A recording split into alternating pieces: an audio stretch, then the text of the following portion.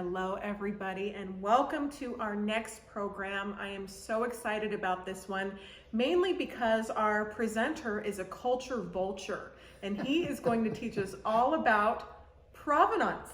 When we buy dolls, you've heard the word, I'm sure, but we're going to learn a lot more about provenance and see some of the historic dolls here at the Grovian Doll Museum that have a very rich provenance. I cannot wait. Hi, Michael. Hi, Rachel. I'm going to get behind the camera so we can see all of your wonderful treasures up close.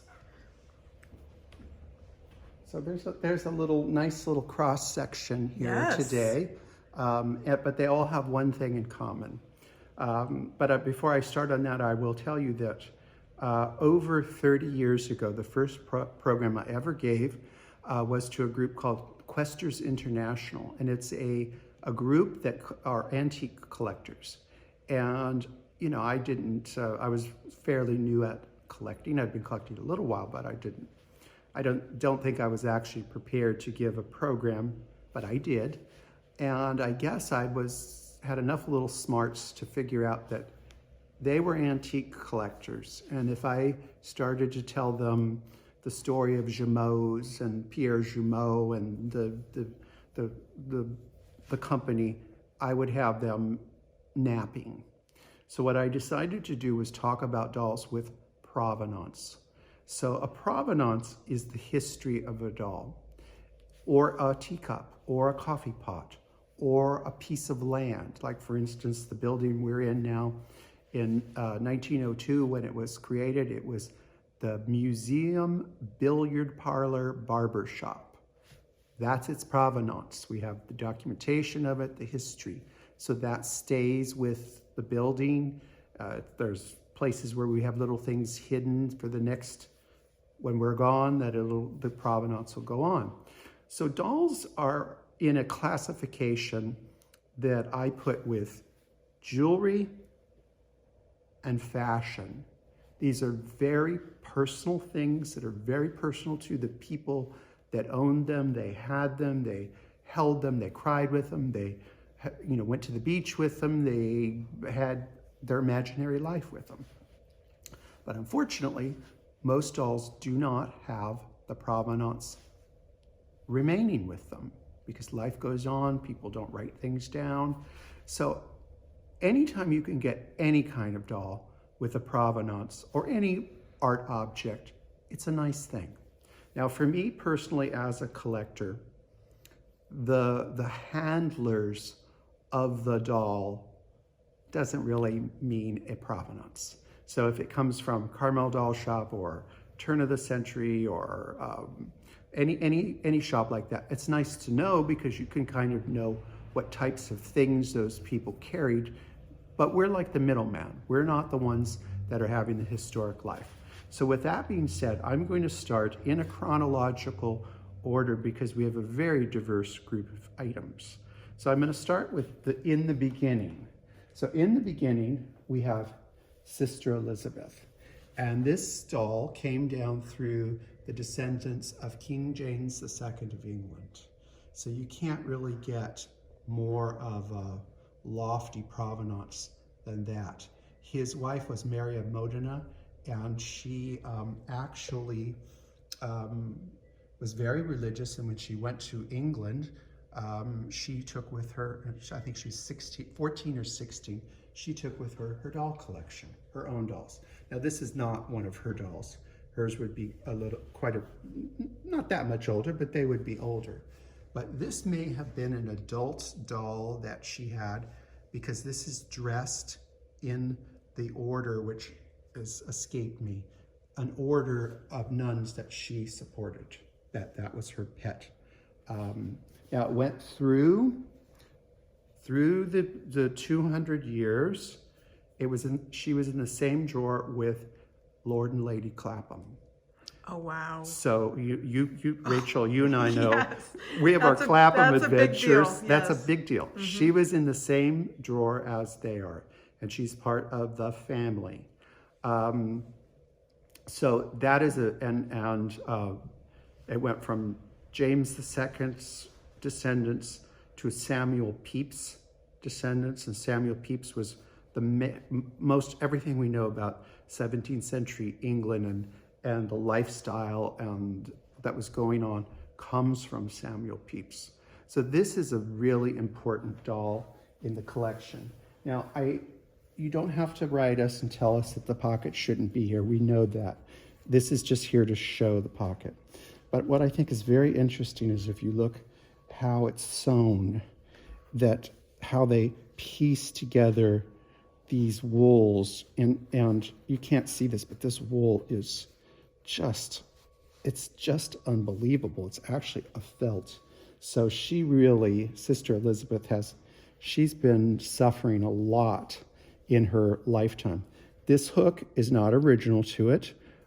Not that this is that important of a provenance to go with it, but when the dolls came on the marketplace, they went to Mariana Bodmar, a Swiss collector who had phenomenal taste. And she I believe, put this hook on it. She probably didn't really realize that this was kind of inappropriate. But I'm leaving it here because it's part of the story of these dolls went from one family owner to Marianne Bodmar, to Lucy Morgan, and then to Michael and David. So, I mean, that's a very short list, isn't it? It is, yes. And she's one of our favorites. And a lot of people who come here just love her. And the other thing that I think is so amazing is it's an amazing doll. And she never got made into a fancy lady. And, you know, it would be so tempting to make her an elegant lady, but it never happened. So we're happy about that. She's wonderful. So then I think I should go to the next. I'm going to have to step back for a second because I put this together, and then I'm going to think chronologically who's next. So I think chronologically who's next might be this wax doll that I've now kind of figured out. I'm attributing it to Montanari, and it's a solid wax head. It has painted hair. It doesn't have inserted hair. And this doll belonged to Queen Victoria's daughter, Princess Louise. So that is a phenomenal, particularly at this time right now when we're coming off the bicentennial of Queen Victoria's birth. And we know that Victoria was a doll girl. So she loved dolls, and this was probably picked right off the shelf at the Crystal Palace for that Prince Albert was very much involved in, from the Montanari stand to the Queen's daughter Louise. And I didn't do the math today on that, but we could probably approximate the date by knowing how old Princess Louise was and figuring about the time that they would get a wax doll, which would have been very, very expensive and luxurious at the time. But she's one of my favorites. She's wonderful. So how do you know this? How do I know it? How do you know? You can get provenances in all different ways. You can get provenance by a piece of paper pinned into the dress. You can get it from the family directly, where they verbalize it to you and you write it down as fast as you can. There's lots of ways. In this case, it came with some paperwork and then a trail of paperwork. I always love a trail of paperwork so that way you can, prove it if you have to prove it. Now, that being said, I love the provenance where it's not part of a sales pitch. It's an after. It's an after where you find out afterwards. And that's gonna put me to these two great American girls. So I'm gonna start here we've talked about her, so I'm not gonna go into the costume and all. And this is a Hire, and this is a bisque swivel necked Hire.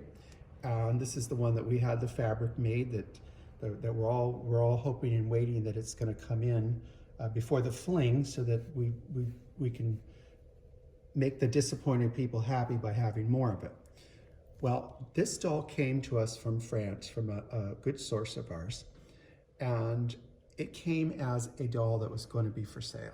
Honestly, to be very honest, it was going to be for sale. And at that time, we just bought a absolutely phenomenal Hure, the fabulous clothes, everything, perfect, flawless condition. This one came, and our friend who sold it to us after the fact, so that's the point of this, after the fact said, you might want to know, as an American, you might want to know the history of this doll. And he said, we got it from the descendants of the Bertoldi family. It went through the Bertoldi family to the time when there was kind of a die-off happens, and it's their doll. And I said, do you mean the Bertoldi, the sculptor that sculpted the Statue of Liberty? And they said yes. So the Grovian made a huge decision, which of course was other Hure, who's perfect and gorgeous and lovely, she had to go and she stays because this is Americana. That's And amazing. the thing about sometimes you have provenance where you have to ask, they might not tell you because it might become down to a privacy issue, a tax issue. We just have a little group of dolls that I think it will be maybe 10 years before we will ever be able to reveal the provenance because we've got to wait and let everything, sometimes you have that. And of course, in Europe and in England, they have a different tax situation of inheritance. So sometimes they just don't like to say. They're not going to share it. But I think it's always a good idea to ask. But 99.9% of the items you're going to ask and you're going to get crickets. Yes. There's going to be nothing. But it's okay I'm to sure, ask. I'm sure you get that. All the time. Yeah. All the time. Yeah, and if you've got it, and we also Or have if the we have- family agrees. Sometimes they don't. they don't want to. No. We also, as the middleman, we have to be kind of diligent if we do get something from a source that's to just say, hey, do you know anything about it? So, and then not only did we get our Mademoiselle Liberty from, and of course, Bertoldi called the Statue of Liberty my big American girl, which I just love that. And not only did we get her, we also got Bebe Liberty. Bebe Liberty. So that's Bebe Liberty. Aww. So this is that girl. This is her daughter's doll because she is more in line with the birth of the Statue of Liberty. So this is Bebe Liberty, and she is just a casebook study of 1890s Ernestine Germeau clothes. Never been tampered with, removed. Just a fabulous piece. Cheryl Williams did a class of, and she's a size 9 Germeau. She did a class for us with a Bebe Liberty. And she just recently asked me, she said, well, you don't want the patterns for that to sell in the boutique. I said, are you kidding? Do you know how many size 9 Germeaux out there need a Bebe Liberty costume? So, I mean, these to me, they're French. They have the history of the French family. They have the gorgeousness of being French, but they're American. They are just, so I'm very fond of them. So then I'm going to switch back to, this is one of my, believe it or not, one of my favorite dolls. And this is a Gautier doll. And she is a sister of the Order of St. Vincent de Paul. And I have you can hear that crinkly. That's all her provenance is up here for safekeeping. And she traveled all over the world. And her habit was shown to, and I could see I need to do a little dusting. It happens here, sorry. Traveled all over the world so that they could see, this is an instance where this is a fashion doll in the sense of not being fashionable, but it was to show the garb. So this was sent around, and you can see, if you can get in there and not see you can see, look at those little tiny stitches. So this was so that other nuns could see what you had to do to create this habit. But the provenance on this doll is very interesting. It goes back into the 1860s up until the 1950s. And in the 1950s, she lost part of her habit, is what it's called. And she went to a girls' a school for bad girls, where they had learned how to sew and retrained and reprogrammed them, and they replaced her habit. So it's an interesting thing where you think, oh, is the doll's all original and that's all that matters? No, sometimes when something is altered or changed, that becomes part of the provenance. Yes, it's definitely very interesting. I mean, I would have, honestly, there's no way that I wouldn't have thought this was original, but it's really only 60 or 70 years old. It's wonderful, and oftentimes I find notes underneath the dresses when they come in all the time. Sure. And you don't expect it. Sure. And we're live, so We're live. you know, so the phone rings. We're here. It's a working doll shop. Now, the next place I'm going to go, maybe I won't go to the Second Empire. Maybe I will go to the creator of the Second Empire. So, this is really an incredibly important object in this museum. And this is a doll that belonged to Matilde. I've done programs on this era before, but this is really the architect for the Second Empire.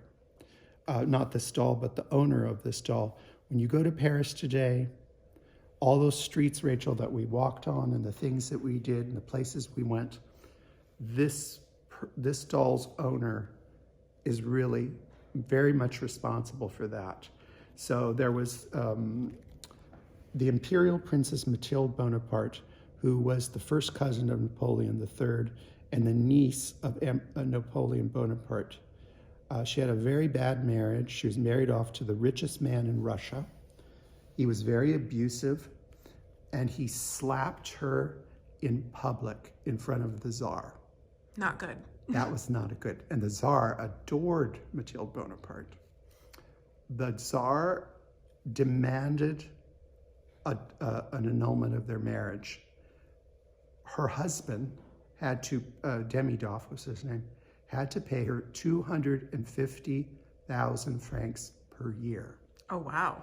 So it made her fabulously wealthy. Yes. She took the jewels, she took everything, and she moved to France, and she backed the campaign of her first cousin to become the president of the Republic, which ultimately became the Second Empire. And her lover, live-in lover, was basically the man that, and she was responsible for the Louvre collection, what it is today. So when we got this doll and it said on the box, Imperial Princess Matilde Bonaparte in Italian, because that would have been her first language. She would have had Italian, French, and Russian. It opened a whole door. So this is a very special piece. And then you have the fun of research. And she was friends with all of the great writers of the time and the great artists. And they all chronicled what she was like a Princess Diana of her time. That's the kind of popularity that she had. And they wrote that she would go shopping and the things that she would buy miniature furniture and these doll pieces, and it was all documented. But and her quotes are some of the best. She was shopping at the House of Worth, who she was one of their earliest customers. And one of the sales associates said to her, "Everyone is wearing this." And she said, "I'm not everyone." So she really had some good quotes. She was a witty lady. She was. I love and then this then their other quote, because now we're doing summer, Matilde Bonaparte and her brother, those two, because there was just two of them, were the most royal people living in their time, related to the Tsar of Russia, George II, Napoleon Bonaparte. I mean, it just went on and on. Nobody had that much. But Matilde Bonaparte said, what does all that matter? If I wasn't the niece of Napoleon Bonaparte, I'd be selling oranges on the pier in Marseille. So she had a great look at it. So there's a thing where you can have this object that can open up way more than just being a doll. If you look outside of the peripheral history. Dolls are a wonderful way for us to learn history and time travel. And so let's see. So then we've done, you've seen programs that we've done on Matilde.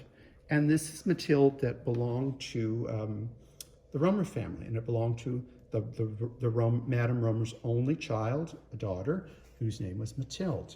So we've done programs of that. You can look at those and find them. But you know what? Once you do your research, and we've got those people out there in the world that are eagle eyes, that find stuff. So one of our friends that follows what we do found this. oh, look at that dress. Yes. So the question is, this is a question. It could go either way. There's a slight little bit of variation, but not much. Did this company create this design and then the Romers followed it, or did the Romers create the design, they buy the dress? If you think about it, if you're an artisan, wouldn't it be a lot easier to do these fashions if you had little miniature models? Just saying. Just saying. And so I just thought that this is something. Love that. So that we've got this fantastic provenance on this doll. Lots of history that no one else has had. But here's something that's even more interesting. Once this video went up that we did on Matilde, we were contacted by Fanny, Fanny, who's the sister of Leontine Romer's, one of her descendants. And he contacted us, gave us more information, the provenance, and now how we really are going to learn about who Madame Romer was as a person, how she thought, how she moved, how she carried herself. In the family, one of Fanny's, her offsprings, married Jules Verne, the novelist, who did Thousand Leagues Under the Sea and a lot of very interesting things. But in one of his novels, he created a dressmaker, and it was based on Leontine Romer. So we will get to be able to understand who she was as a person by just reading the character. And obviously, she knew Jules Verne, and she would have had to either not recognize herself as the character, but it's clear in the family folklore that she was that character. So, you know, must once have been tickled when I was tickled, but I held out that he wanted our information, because what he was interested in is the Romer's family's connection to Russia. And we had a little bit of information that he didn't have, but that's what he wanted. He didn't really care about dolls. Mm-hmm. He knew that his great-great-great was involved in dolls. They didn't think that was so important. And I said, do you realize that that's probably the most important thing that your family was ever involved? And that your great-great-grandfather was a mechanical engineer and he did the inners. So, you know, a provenance can be ongoing. Once you learn one thing, you learn something else. But isn't that just fantastic? Oh, I love it. Yeah. And, you know, you can almost see that this hat, in the illustration, it's blue. And then as I looked at this, I always thought this hat was ecru, but it actually may be blue that's faded to ecru. We might have to make this as a coloring page. Yes, that would be great. Just saying. Yeah, just saying. So now I'm going to let's go to the Princess Rose, who's our Bru Tetor. And, you know, if you can see, her body is in pristine, almost like new condition. Now, we've done programs on it with the, people that have viewed can see her incredible wardrobe of things. But what's interesting about her provenance is this is normally not something that I would think would be a big deal. She was owned by a dealer. The dealer was a lady by the name of Mrs. Gladys Hilsdorf. And in the early part of the last century, she was one of the first big doll dealers that went to France and exported dolls back to America. She was formerly a Ziegfeld girl. She was fabulously wealthy. There are lots of stories of her going to doll auctions wearing diamond and ruby tiaras. She was quite an eccentric. And she had a phenomenal, fabulous collection of the rarest of the rare things. And it was almost like a house, because we have some photographs of her home. It's almost like a hoarder's house, except that everything is like the best. And what I think is so great about her is that she's so early in the doll game that she thought the hobby was over when Bruce started to sell for $500. She thought it was the end of the world. But, so that provenance is important to me because she helped create an industry. She was one of the first people that supported the UFDC sales room, that people were excited because they didn't know what Gladys would have. Mm-hmm. So in that case, even though she wasn't like Matilde Bonaparte, or it's important to remember that because she contributed to the hobby. Absolutely. So then sometimes how people collect, since we've done brew, we're going to do another brew, and I'll get her because that's a long reach for you, Rachel. So one day we got a call from a couple, and they said, we have some dolls and we'd like to bring them up for you to handle for us. And we said, fine. And they brought a huge truck, and they unloaded the dolls.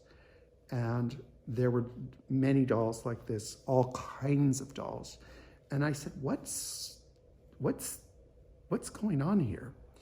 And we call this doll Bébé Charity. And they said, our grandmother was the founder of the St. Vincent de Paul thrift shops. She was the founder of it.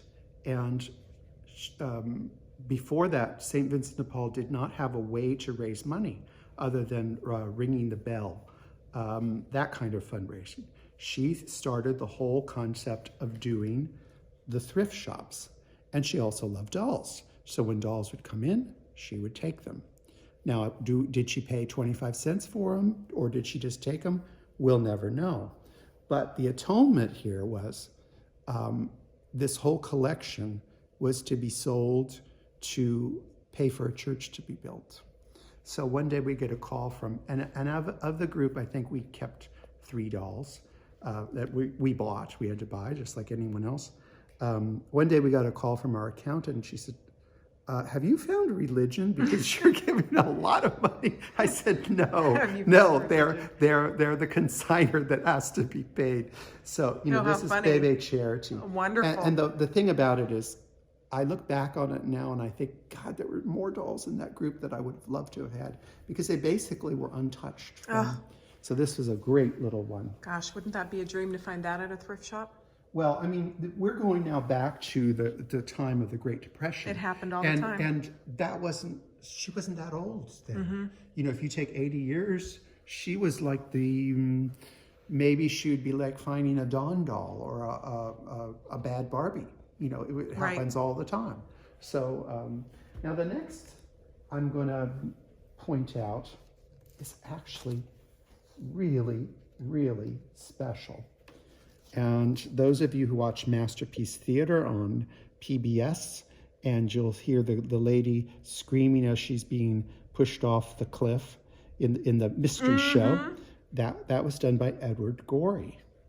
And Edward Gorey was a precocious illustrator and writer, and he wrote this book called The Doubtful Guest.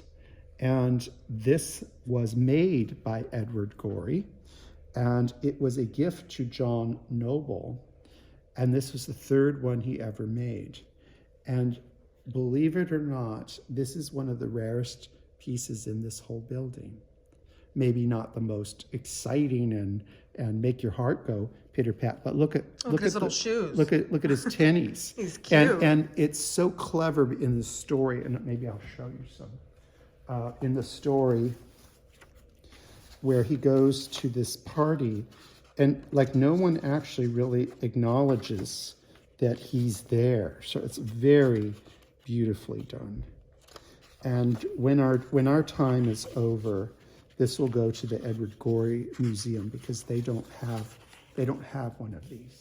So that's really kind of a special piece.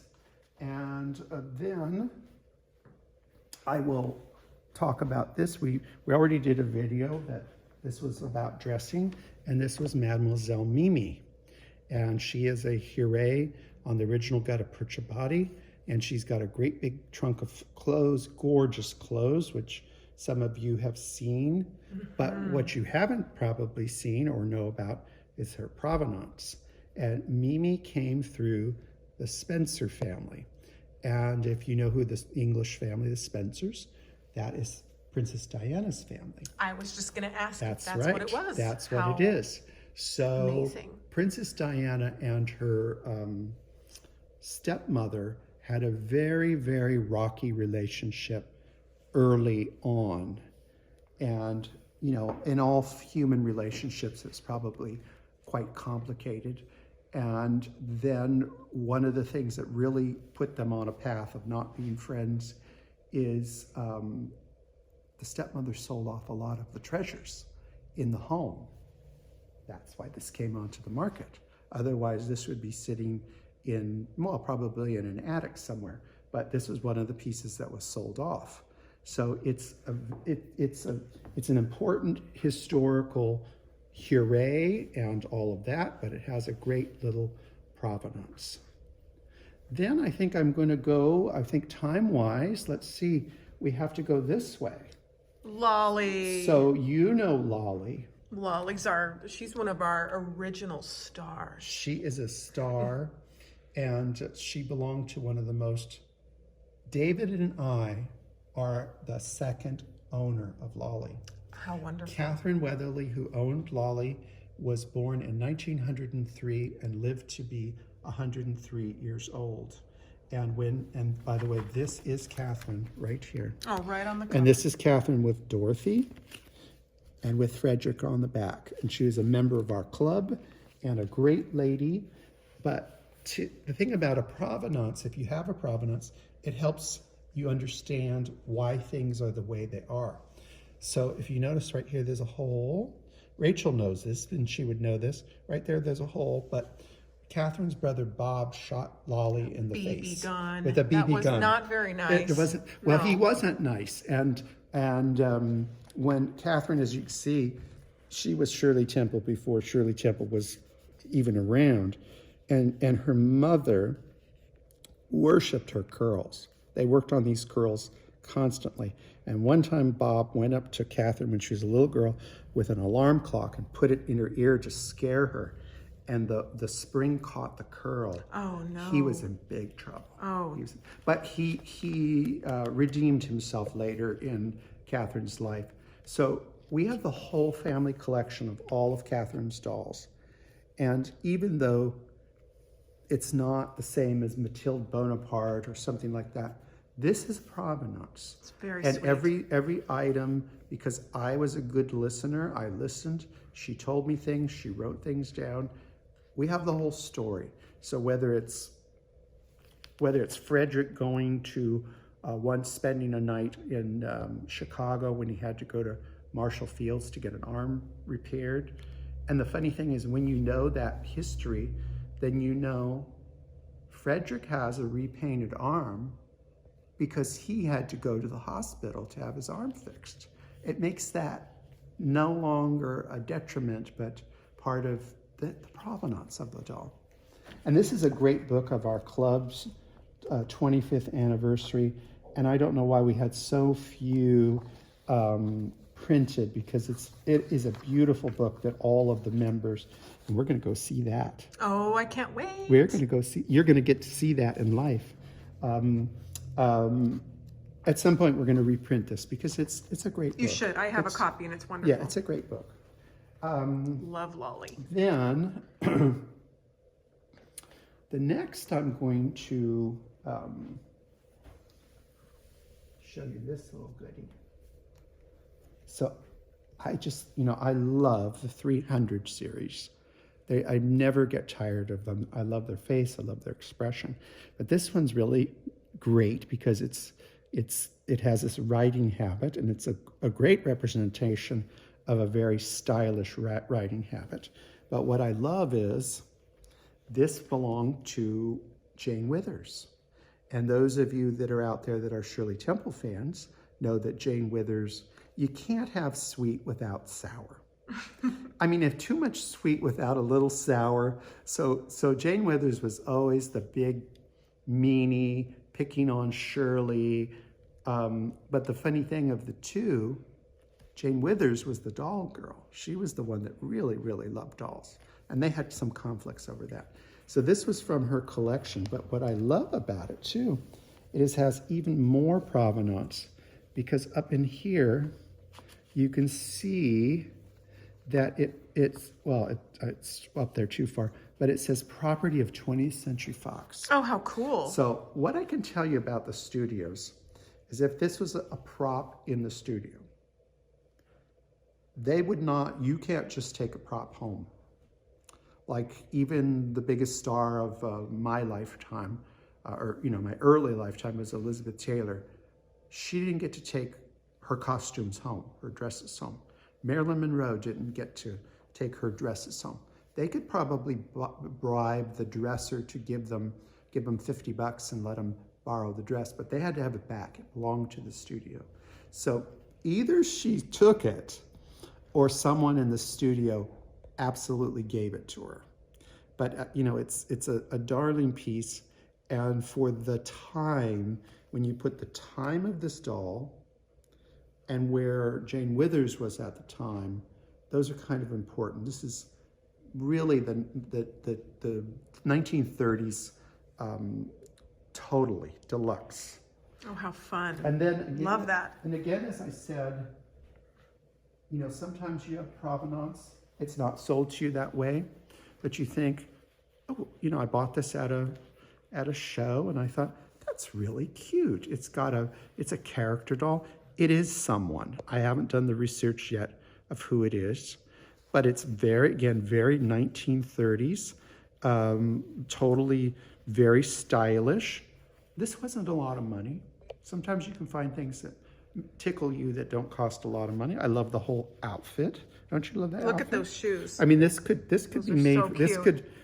Get rid of the comedy part. This could be a fabulous outfit for Grace.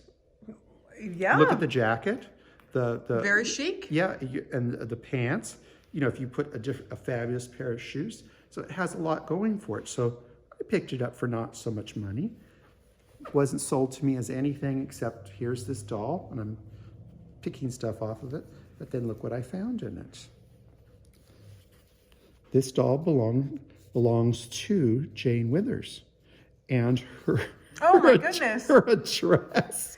And her address. Her personal address. So obviously she loaned it to something, because it says this doll belongs to. So oh my goodness. She didn't get it back. How amazing. So I just thought, that's fun. And now I have and I like to do this, is to do the research. Sometimes I do it happens by accident. I'm looking for something else, and then I'll come across, this is a film star, I believe, a fairly early film star. And, I will confess that most of and I do have a knowledge of early film, but mostly the beautiful people. So those are the ones that I, the Rudolph Valentino and, the beautiful ones, the characters I but I will get to it. Well, maybe one of our viewers will know. Now I'm gonna move to a personal point, because as I said, this doll has a provenance. This is again just, even though it's a German doll, it's very much America. The provenance of this is, I wouldn't be here talking to you today at all if it wasn't for this doll. So this head belonged to my great-grandmother. And when they came out to California, my great-grandmother took scissors, she cut the body off, she threw it in the trash because it had been, she played with it because she was a crafter and a fabulous seamstress. Why did she need that old body? She could have made it herself. So about 3 blocks from here, they lived where we're standing. And this was my grandmother, great-grandmother. One day my grandmother came home, her mother's on the roof, she's replumbing the house. She was a can-do-it lady. Sounds like it. And a fancy lady. So one day my mother and her older sister were playing with this doll, and they broke it and they put it in the trash. Well, they were in big trouble. In those days, no problem, corporate punishment immediately. So this, when I was a little kid, this was in my grandmother's special drawer, wrapped just like this, how I had it earlier. And my grandmother would open up the drawer and I could look at it. Oh. So I could look at it.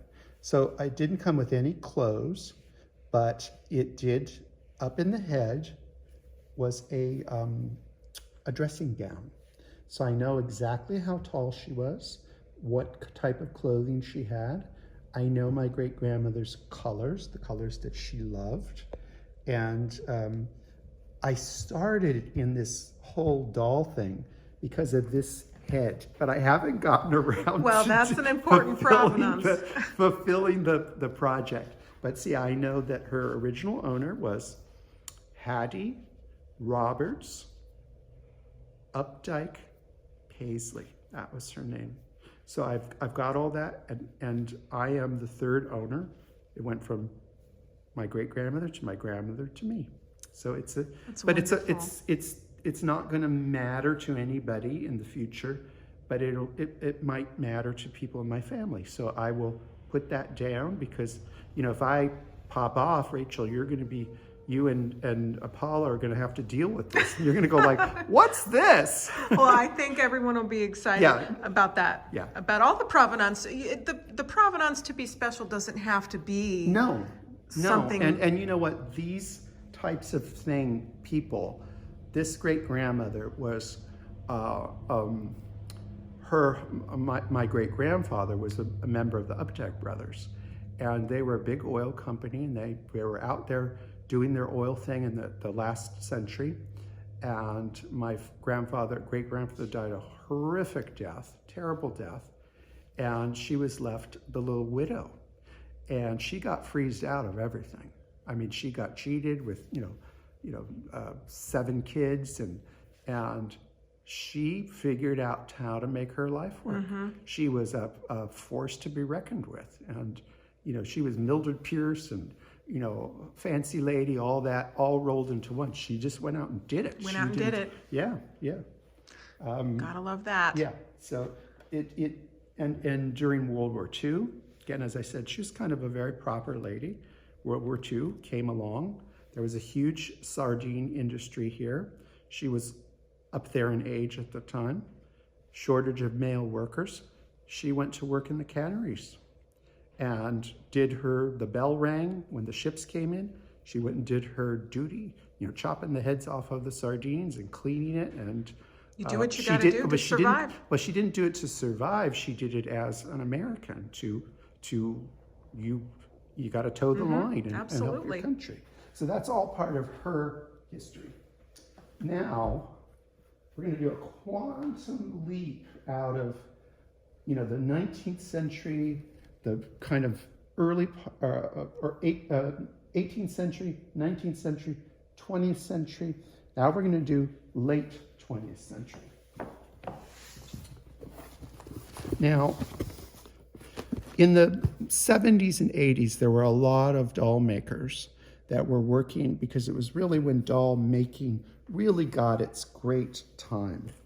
And one of the greatest makers, I think, and very little known today, is Nicholas Bramble. And Nicholas Bramble was a trained ballet dancer, sculptor, wax maker. He learned his craft from Madame Tussauds, and he was a mannequin maker. So he and Donald Pinniger got together and they started making dolls. And look at these hands. These are gloved.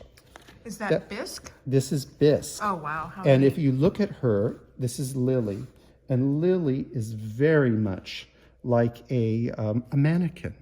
Now, I would take her out, but she's totally unstrung. She has been in this box since the 1980s. And one of Nicholas Bramble and Donald Pinniger's good friends was Barbara Simoneau, who a lot of you know as a dealer.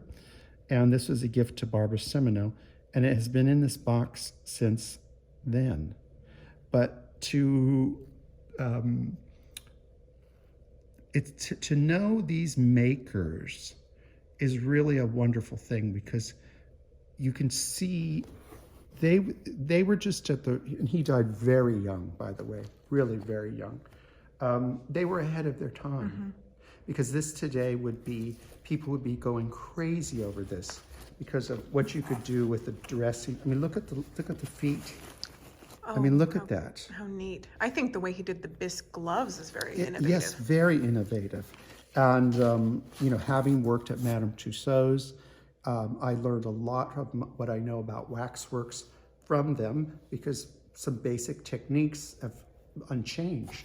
And if you study, this is bisque, by the way, but it's not wax. But if you study wax dolls, all roads lead to Madame Tussauds. Every great wax worker worked from them. So you can see that became figures. They had to have mannequin bodies. So these were very, very special people. And this just happened to be in the box. So this is Nicholas Bramble, who did the sculpture of that. And that's Donald Pinniger there. And a lot of they had a very good, I don't know that their doll business was as successful as their wig business, because they had a very good wig business. And I will tell you of how great of artists, and did you get the close-up of the face? Yes, okay. It's wonderful. How great of artist that he is. He did a doll called Oliver. And it's a boy, a very wispy boy. And we got an Oliver in John Noble's, we handled John Noble's collection, and there was an Oliver in it. So we took Oliver to a visit with the late, great, one of the greatest collectors of all time, Lucy Morgan. And I showed it to her, and I didn't tell her anything. And I said, "What do you think of this?" And she said, "Oh my God, this is one of the most incredible dolls I've ever seen." And just for fun, I said, "Well, it was done by Albert Mark." And she's like, "Oh my God." Yeah. And then I finally said to her, Joke. It's a 1980s artist doll. And she said, "I love it." Yeah. And it was not that expensive. And it really wasn't that expensive. She said, "I just love it." Well, she showed one of her friends who was a very well-known auctioneer. They'd never seen it before. And I think she told them that she paid $50,000 for it. And they believed her. Oh, right. So because the quality, it didn't look like anything else. It didn't look like a reproduction. It didn't look like, it had that kind of wispy Albert Mark, elongated. So, it's what it is. So, and there's very few lilies. I only know of one other. But look at the quality of that face. Isn't that fantastic? Love it. She almost looks like the artist. She kind of, well, A little bit. Hello. Right. All people that are creative, somehow their essence is in the product. It somehow comes out. Right. I could go on the internet and they could take your head off and just show me some pictures, and I could pick you out, because I would know your taste, your colors, your style. It's you. So this is really kind of a special item. And I'm dying to I'm dying to play with this because it's got the right 1890s body, and it would be just a blast. It's got a molded corset. It'd be just a blast to have the perfect body to do costuming. Well, we can't wait to see more. Yes. So these are all lovely things and very important to, this institution, this place, this clubhouse, whatever you want to call it. But the most important girl of all, and we've done programs again, so I won't get into that too much, is Miss Rose Percy herself. Standing at the gates of history. That's right. And so, there's all these dolls, you could do a lot with them. And there's a lot of these dolls like Mimi and Sister Elizabeth, and quite a few of them that they're nice articles. Nice articles, which you can do 20 pages or 10 pages. There's very few dolls that you could write a whole book about. Mm-hmm. And then maybe not even get it all in. So when we know that the history from 1861 to today, because it's all history. Like for instance, we're gonna have the White Party and on Saturday, and Rose has never worn in public since a very long time a white dress.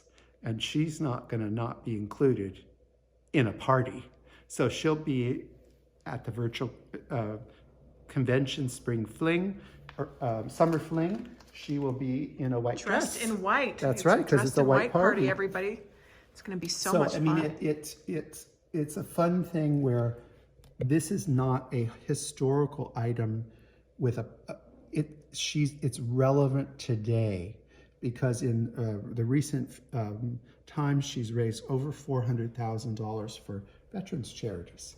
That is a feat. That's a lot of money. Yes. She is, and I have been very fortunate to be a part of those events, and they're just amazing. So what I want you to take away from this today, doll friends out there, if you have your neighbor that says, and once, if you come out of the closet and start telling people I collect dolls, okay, you got to do some splaining. And they'll say, did you mean dogs? And you have to say dolls, D-O-L-L. Oh. And then they think you're a nut. And then eventually you are in their mind. And when a doll comes around, you will have opportunities. But if you're getting it from your friends, your neighbors, ask them. Mm-hmm. Tell me about it. Right. Because it could be a bedpost doll. It could be a Bilo. It could be a Barbie. And things like Barbies, a lot of those histories are lost because people think, oh, it's too soon. One time early in our career, we had a whole gorgeous collection of Jenny dolls. And the lady that we bought them from, I said, your Jenny dolls are in just remarkable condition. And she said, well, when I was a girl, I had polio. And they wrote an article in the newspaper about me.